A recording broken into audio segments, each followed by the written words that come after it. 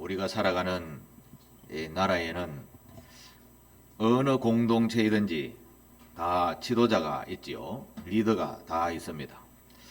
우리나라에는 대통령이라는 리더가 있고, 어떤 회사에는 사장이라는 리더가 있고, 가정에는 가장이라는 아버지가 리더이죠. 교회는 목사가 리더의 역할을 감당합니다. 리더가 얼마나 중요한가를 우리가 생각해 보면, 리더가 어떻게 하느냐에 따라 공동체가 흥하거나 쇠하거나 달려 있다고 해도 과언이 아닙니다. 저는 교회를 리더해 가면서 참 무거운 책임감을 느낄 때가 참 많이 있습니다. 누군가 좋은 소식이 들려오면 기쁘지만 좋은 소식이 들려오지 않을 때마다 가슴이 철렁할 때가 참 많습니다. 이렇게 모든 공동체의 리더는 남다른 고민과 걱정과 근심을 늘 가지고 살아갑니다. 작은 공동체인 이 교회도 이런데 한 국가를 책임지는 대통령이야 뭐 말할 수 있겠습니까? 수천만 명의 소리가 자기에게 들려오니 이게 잠이 올 수 있겠습니까? 밥이 넘어가겠습니까? 아마 저는 하루도 제대로 감당하지 못할 것으로 생각을 해봅니다. 그래서 저와 여러분들은 이 교회를 담당하는 저를 위해서도 기도 많이 해주셔야 합니다. 냉철한 판단력과 하나님의 뜻을 정말 제대로 분별하도록 기도해 주시기를 바랍니다. 오늘 우리가 살아가는 이 시대에 리더의 중요성이라고 생각하면 정말 중요하다라는 인물 두 분을 뽑을 수 있습니다. 여러분들도 뭐 아시고 계시지만 지금 그 전쟁을 일으키고 있는 러시아의 대통령과 그리고 우크라이나의 대통령 두 분을 한번 생각을 해 보겠습니다. 세계 대부분의 나라가 이 전쟁에 대해서 분노를 하고 있습니다. 왜냐하면 약자인 우크라이나를 세계 3대 강국이라는 러시아가 침공했기 때문이죠. 이 전쟁에는 우크라이나 백성, 군인, 민간인 많이 희생되었습니다. 또 상대적으로 특히 러시아 젊은 군인들도 전쟁에서 얼마나 많이 죽어나가는지 모릅니다. 그런데 이 전쟁을 할 만한 명분이 그만큼 약하다라는 말이 되기도 합니다. 러시아 대통령이 자신의 나라 젊은이들 수만 명을 자신이 벌인 전쟁으로 인하여 죽게 되었다. 이걸 한번 생각해 보십시오. 만일 부모된 도리에서 자기 젊은 자녀들을 죽음으로 몰았다. 이거 정말 지지를 받을 만한 지도자일까요? 저는 아직도 왜 전쟁을 해야만 했을까? 의문을 가지고 있습니다만, 겉으로 드러난 영토나 경제 문제나 복잡한 문제들이 많이 있었겠지만, 그러나 이런 일이 있다 하더라도 자기들의 나라의 젊은 생명들을 빼앗는 것은 과연 옳은 것인가? 정말 강한 독재자의 힘으로 국민을 압제하고 있으니까 젊은 러시아인들은 막 도망간다고 하죠. 심지어 우크라이나 군대에 항복하기도 하고, 며칠 전에는 또 다른 나라로 막 이민을 가려고 도망가는 이런 뉴스도 나오고 하니까, 과연 자기 나라 백성들을 이렇게 괴롭히는 사람이 지도자라고 할 수 있겠습니까? 상대적으로 우크라이나 대통령 젤렌스키 대통령이죠. 약자의 처지에서 정말 죽도록 고생하고 있습니다. 매일매일 자신의 백성들이 죽어나간다. 그리고 자기 땅에서 폐허가 되어가는 모습을 보면 얼마나 마음이 안타깝겠습니까? 그래서 그는 밤잠을 자지 아니하고 전 세계를 돌아다니면서 무기를 얻고 그런 외교를 열심히 감당하고 있고 또 국민을 격려하는 모습을 보게 됩니다. 후손들이 살아가야 할 영토가 빼앗기지 않기 위해서 정말 목숨을 걸고 싸우는, 이번은 정말 명분 있는 싸움을 싸우고 있죠. 예. 그러니 우크라이나는 아마 지도자를 잘 뽑았다라고 할 수 있겠습니다. 우리가 사는 이 땅에도 지도자를 잘못 만나면 엄청난 고난과 고생을 겪는 백성들이 생기게 되는 것입니다. 그래서 우리는 어느 공동체이든지 리더를 뽑는 지도자를 잘 선택해야 한다라는 것은 정말 중요한 문제다라고 할 수 있겠습니다. 저와 여러분들은 그리스도인입니다. 예수를 닮아가려는 그리스도인들이죠. 저와 여러분들은 참된 지도자이신 이 하나님을 선택한 것에 대해서 이것은 우리 생애에 있어서 최고의 선택인 줄 믿습니다. 우리가 택한 이 여호와 하나님은 정의와 공의와 무지한 사랑으로 우리를 공평하게 다스리시는 지도자이십니다. 그래서 우리는 그를 정말 전심으로 존중하면 하나님께서도 그 마음을 그대로 헤아려서 우리 또한 존중해 주시겠다라고 말씀하셨습니다. 그렇습니다. 우리는 그런 마음을 가지고 오늘도 하나님 앞에 예배를 드리고 있습니다. 이 주인 되신 우리 하나님은 그의 백성들이 하나님을 말씀대로 잘 따라 섬기고 살아가게 되면 그들에게 언제나 수많은 역사 속에서도 그들에게 평강, 그들에게 번영을 누리는 복을 허락해 주셨습니다. 그런데 이 참된 지도자이신 여호와 하나님을 떠나서 내 마음대로의 삶, 내 욕심에 끌리는 대로 움직이는 삶을 살았더니 그 결과는 재난이요, 질병이요, 멸망을 초래하는 그런 역사의 교훈들이 수없이 성서에도 나오고 우리 인류 역사에도 나오고 있습니다. 그래서 성경을 우리에게 일관되게 우리에게 가르치는 메시지가 있습니다. 오늘 설교 제목처럼 누가 진정한 왕이냐라는 문제입니다. 누가 진짜 리더이죠? 우리의 인생에서 누가 진짜 리더입니까? 성경은 그런 관점에서 분명하게 우리에게 말씀하십니다. 오직 여호와 하나님은 영원한 통치자이시고 전능하신 분이시고 우리를 통치하시되 사랑으로 통치하십니다. 그의 자신의 모든 것을 희생해서 통치하시는 분이십니다.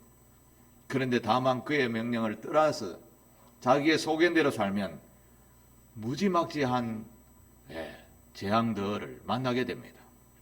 이것이 성서에서 주는 귀한 교훈입니다. 그래서 하나님을 믿는 믿음의 신앙을 가진 여러분에게 질문합니다. 여러분은 왕을 섬기고 사는데 누가 진짜 왕이십니까? 누가 진짜 왕이며 나의 왕 되십니다 라고 고백하며 살아갑니까? 대부분 하나님이 왕이십니다 라고 생각하고 그렇게 고백할 줄 모르겠습니다만, 그런데 정작 신앙인들이 살아가는 모습을 보게 되면 하나님이 왕이 아니라 대부분 자기가 왕인 것 같습니다. 그렇지 않습니까? 한번 깊이 생각을 해보십시오. 여러분이 기도하는 기도의 제목들을 보면 아마 그렇지 않을까 생각을 합니다. 하나님이 진짜 왕이시면 하나님 앞에 엎드려 경배를 드리죠. 높임을 받으시옵소서. 그런데 우리가 기도할 때 어떻게 합니까? 하나님 아버지, 배고픕니다. 없습니다. 이것 주시고 저것 주시고, 이거 내 싫어하니 저것 주세요. 이런 기도를 많이 드리지 않습니까? 이걸 가만히 생각하면 누가 진짜 왕이죠? 누가 주인이고 누가 노동자인지 모릅니다. 우리가 바로 그런 신앙생활을 하고 있다는 사실입니다. 사무엘상을 지금 말씀을 읽고 나누고 있습니다. 이 사무엘상에서 보면 중요한 인물이 한 분 나오는데 사사이고 민족의 지도자였던 엘리라는 대제사장의 이야기입니다. 엘리라는 대제사장에는 홈니와 비느하스라는 두 아들이 있었습니다. 이 엘리 대제사장은 나이가 조금 연로해서 젊은 아들 둘이 제사장의 역할을 감당을 했었습니다. 그래서 이스라엘 백성들이 다 예배 드리러 오면 예배를 집례하는 아들이 홈니와 비느하스라는 두 아들이었는데, 그런데 이 제사장 직무를 수행하는 아들들이 2장 12절에 보면 여호와를 몰랐더라 이렇게 이야기를 하고 있습니다. 정작 하나님에 대한 예배를 집례하는 사람이 하나님을 몰랐다. 이게 말이 됩니까? 정말 몰랐던 것 같습니다. 그러니까 성도들이 드리는 헌금을 자기 개인의 주머니에 넣고 자기 마음대로 쓰는 성물에 손을 댄 사람입니다. 그리고 성전에서 섬기는 여인들과 간음도 하고 엉망인 삶을 살았습니다. 하나님이 누구인지 모르니 자기의 생활이 이런 모습이 드러나게 되었던 것이죠. 이게 아버지 엘리 대제사장에게 들리게 되었습니다. 야 이놈들아, 아들 둘 불러 놔놓고 야 이놈들아, 이게 무슨 소리고. 호되게 야단을 쳤지만 두 아들은 콧방귀도 끼지 않았습니다. 듣지 않았다라는 말이죠.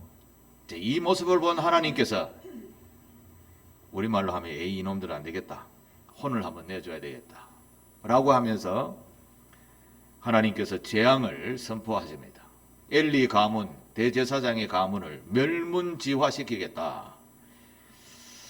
너희 가문에는 나이 든 사람이 아무도 없을 것이다.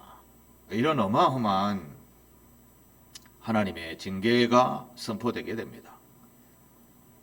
그래서 결국 엘리 대제사장도 죽고 그의 아들 둘도 죽고 그의 며느리들까지 죽는 그런 가문이 되어버리게 됩니다. 참 참담한 상황이 일어나게 되죠. 나라의 지도자의 역할을 감당했던 가문입니다. 왜 이렇게 되었는가? 이유는 진정한 하나님이신 여호와를 경홀히 여기게 됩니다. 몰랐다라는 거죠. 하나님이 왕이 아니라 자기가 그 하나님의 왕의 자리에 앉아서 하나님 권위를 대신 쥐락펴락했던 오만무례한 행동을 했다라는 것이죠. 이런 이야기는 우리나라에도 수없이 많죠. 지금 뉴스에 등장하는 인물들의 이야기가 온통 그런 이야기가 아닙니까? 백성들이 나라를 좀 다스려 달라고 중요한 위치에 자리를 주었더니 이것을 이용해서 엄청난 자기 배를 채우는 일을 했습니다. 투표를 한 시민들, 백성들은 실망감이 이만저만이 아닙니다. 이런 것을 보면 지도자를 얼마나 잘 세워야 되는가라는 것을 생각하게 합니다. 지도자만 잘 세워도 잘 살게 되는 것이죠. 구약 성경 전체는 이런 이야기가 계속해서 이어집니다. 누가 진짜 왕이냐라는 것이죠. 누가? 우리의 통치자는 과연 누구냐라는 거죠. 그런데 말입니다. 우리의 인생에서 늘 우리가 왕이고 내가 주인이니까 이게 끊임없이 우리의 인생에는 고난이 계속해서 끊이지 아니하는 법인 것입니다.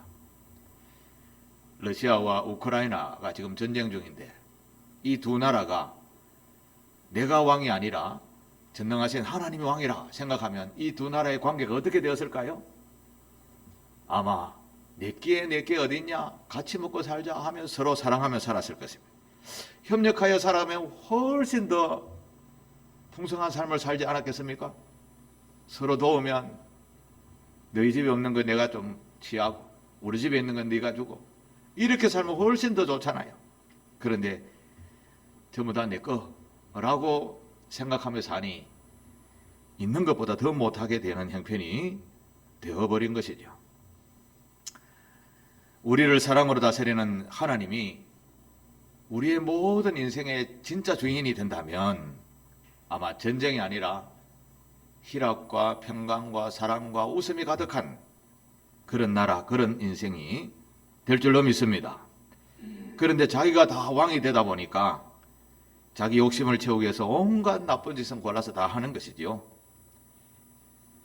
성경은 이렇게 이야기합니다. 이런 나라 백성은 멸망한다.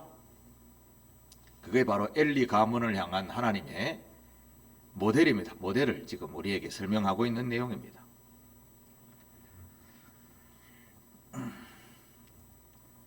성경에서 이런 이야기하는 것은 곧 우리에게 하시는 하나님의 말씀으로 받아들이셔야 합니다. 교훈입니다. 교훈. 우리의 욕심을 채우기 위해서 급급하게 살면 언젠가는 우리의 인생은 그것에 의해서 멸망하게 된다는 뜻입니다. 하나님은 멸망하는 길만 이야기하는 것이 아닙니다. 이것을 상대적으로 생각하면 우리가 영원토록 행복한 복을 누리며 살아가는 방법을 설명하시는 것이죠. 그래서 오늘 우리가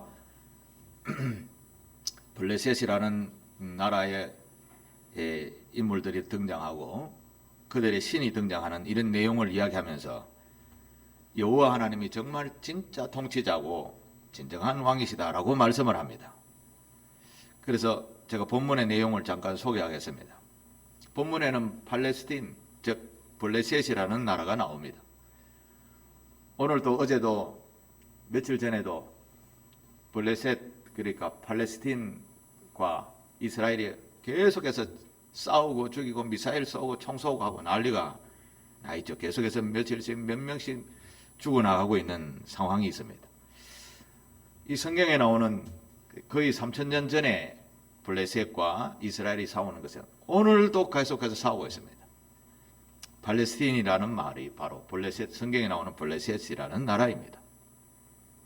이 블레셋이 이스라엘 나라를 쳐들어왔습니다.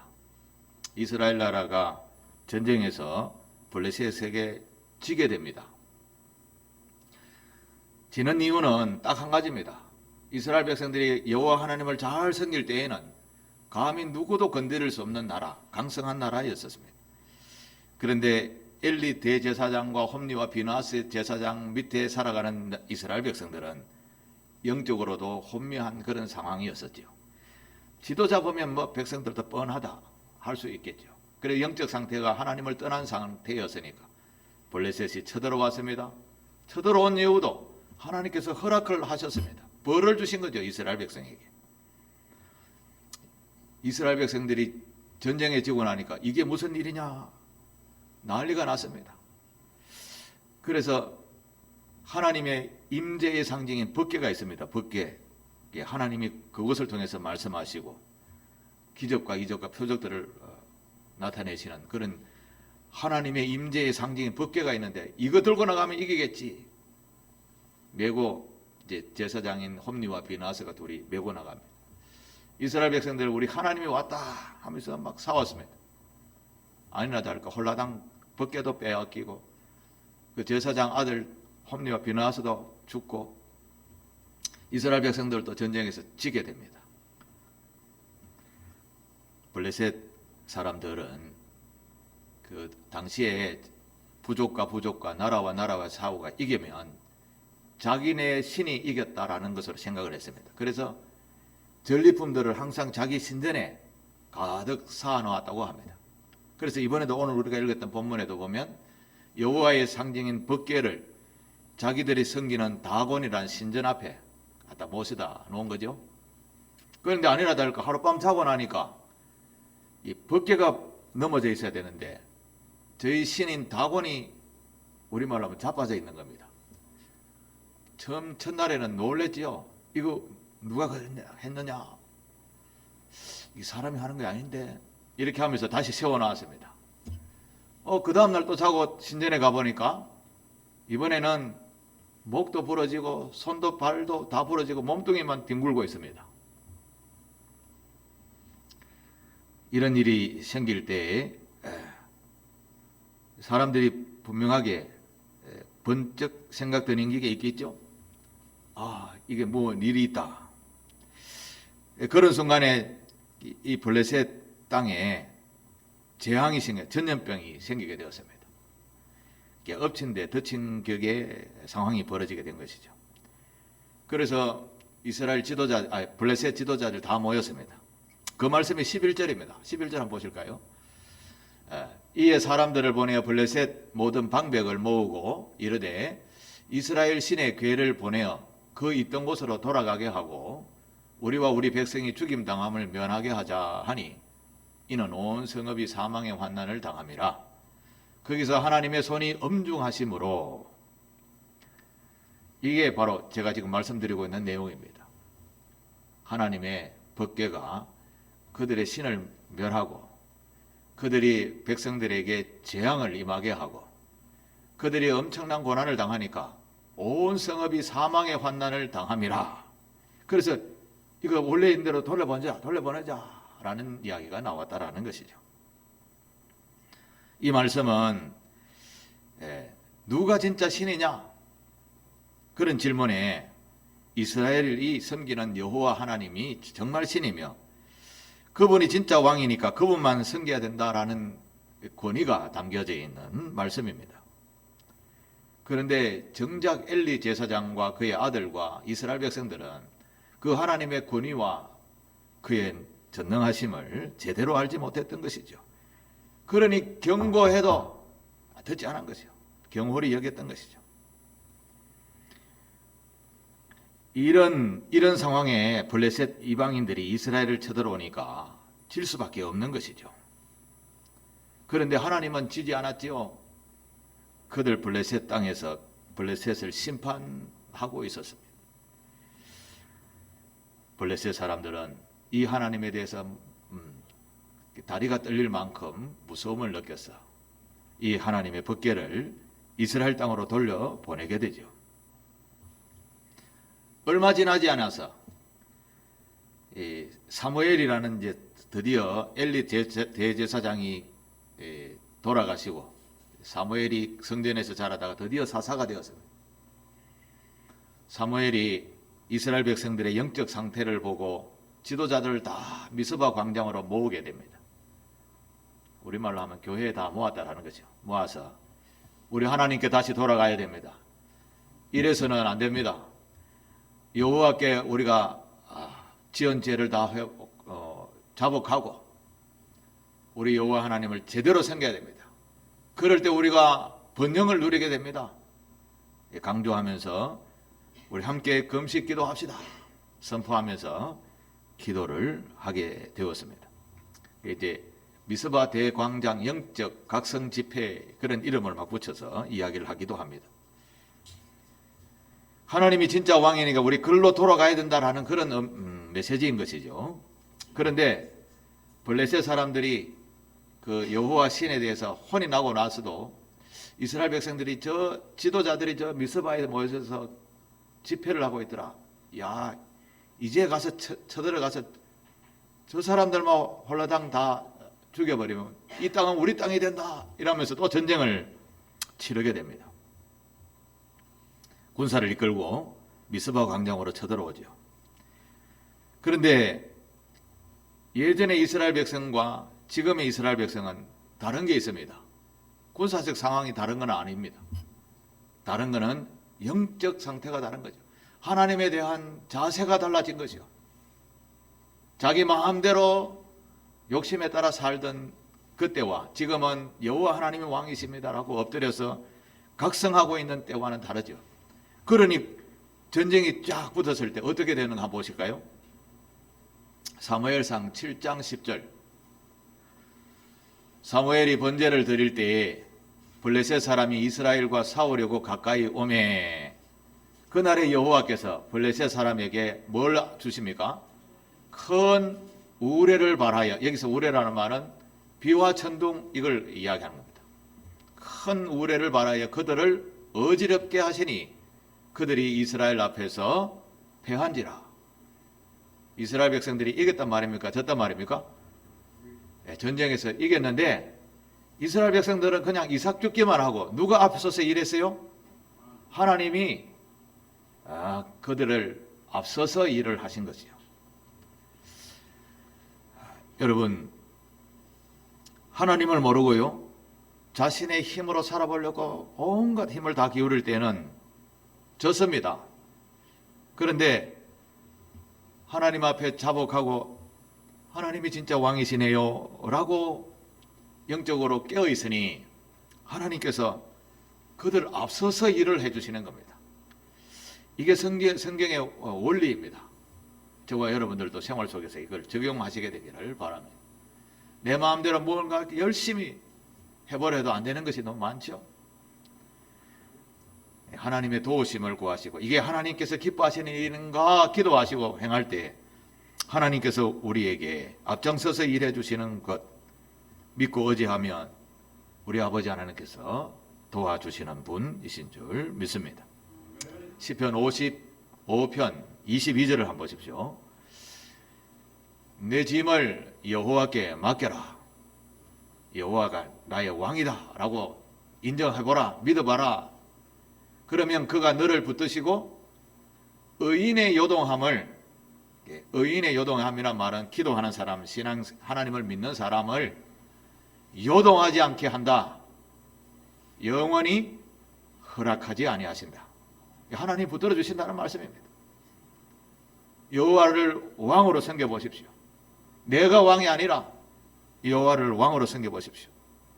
그 다음은 하나님께서 우리의 요동한 생활이 없어지게 되고 붙잡아 주시고 그 다음은 평안이요 희락이요 기쁨이 넘치는 삶이 되어진다.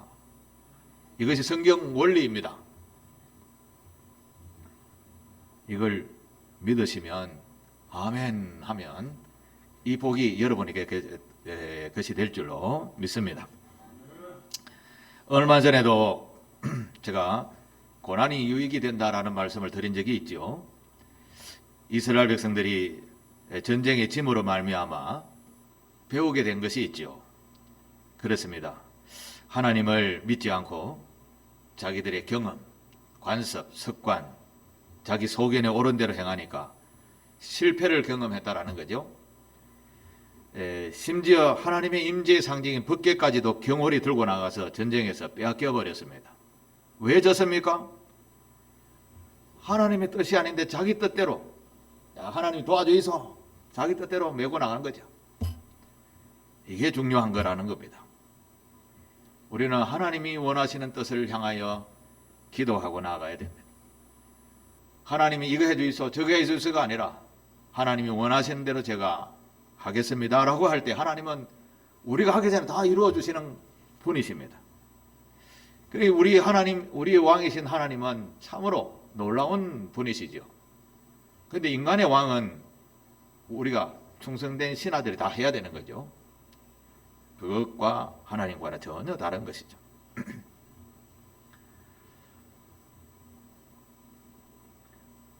사랑하는 교회 여러분에게 질문을 합니다. 오늘까지 살아오면서 또 예수를 믿으면서 내가 왕이었었습니까? 아니면 내가 믿는 신이신 하나님이 진짜 왕으로 섬기며 살아왔었습니까?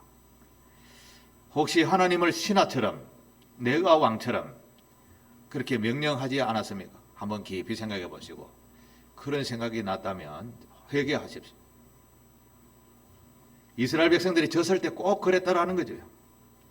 하나님의 뜻을 묻지 않았습니다. 자기의 지혜와 힘을 믿었습니다. 그런데 반대로 하나님 앞에 엎드려 회개하고 예배를 드렸더니 하나님께서 먼저 전쟁에서 그들과 싸우기 전에 먼저 전쟁에서 그들을 어지럽혀 무너뜨려 주셨던 것이죠.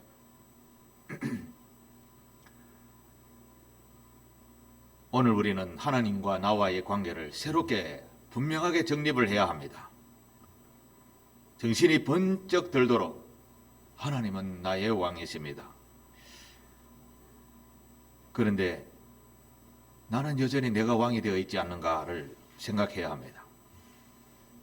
이 신앙생활이라는 것은 왕되심을 분명하게 하는 행동, 그것이 출발입니다. 사랑하는 교회 여러분, 저와 여러분들은 하나님의 신하고 하나님의 종이라는 것을 잊지 마시게 되기를 바랍니다. 하나님의 신하, 하나님의 종, 나쁜 의미가 아닙니다. 이렇게 신하와 종처럼 겸손하게 자기를 낮추면 하나님은 상대적으로 우리를 더 높여주십니다. 참으로 신명막측하신 하나님의 방법인 것이죠. 우리가 사람들 앞에서 높아지려고 가식적인 행동을 많이 하면 겉에서는 웃으면서 그래 당신 잘합니다 잘합니다 박수 쳐줄 줄 모르지만 돌아서서는 욕합니다. 욕해. 그러나 정말 진심으로 우러나는 겸손과 사랑과 수고를 아끼지 아니하는 분들은 다 보면 알지요. 그분들은 겉으로는 표현하지 않아도 속으로는 정말 존중합니다.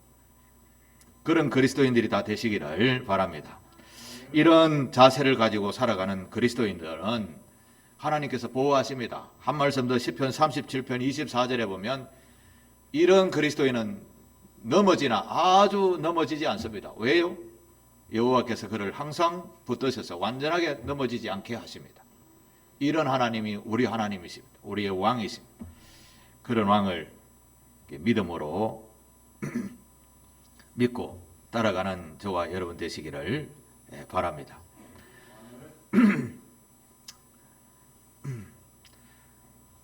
왕으로 삼고 살아가는 이스라엘 백성들의 역사 속에 하나님을 정말 제대로 섬겼을 때에는 부강한 나라가 되었습니다.